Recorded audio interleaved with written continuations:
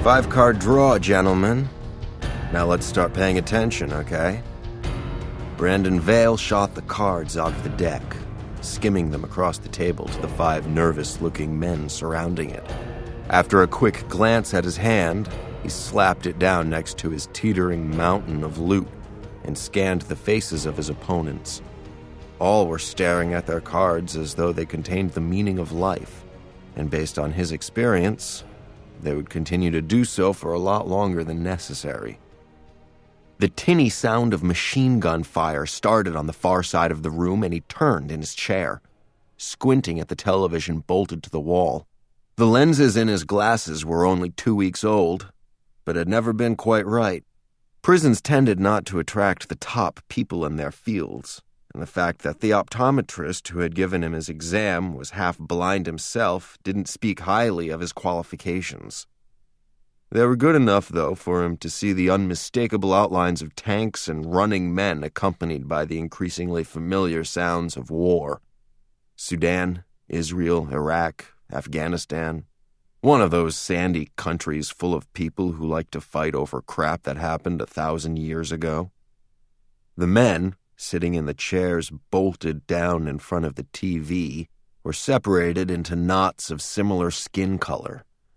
Black, brown, and a few white guys who were basically sturdier, meaner, more impressively tattooed versions of himself.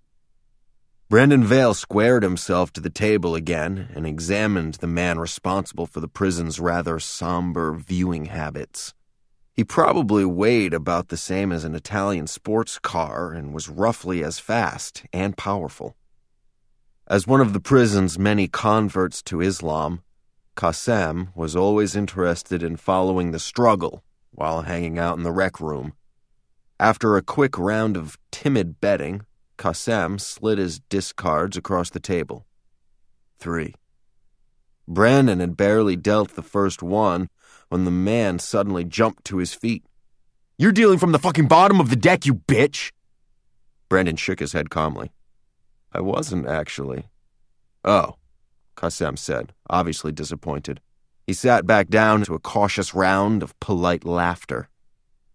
Brandon had landed in prison for a fairly sizable diamond heist in which the jewels had never been recovered. That, in addition to the fact that he'd refused to rat out a single person he'd ever worked with, had given him some basic credibility, maybe even a touch of mystique.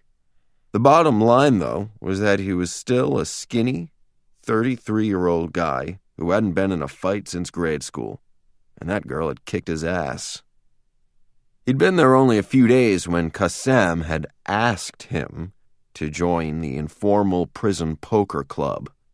Being a guy who was always interested in a profitable enterprise, Brandon had been quietly watching the games from a safe distance and had noticed a few unusual complexities. It seemed that the people involved played hard and recklessly until about 15 minutes before lockdown.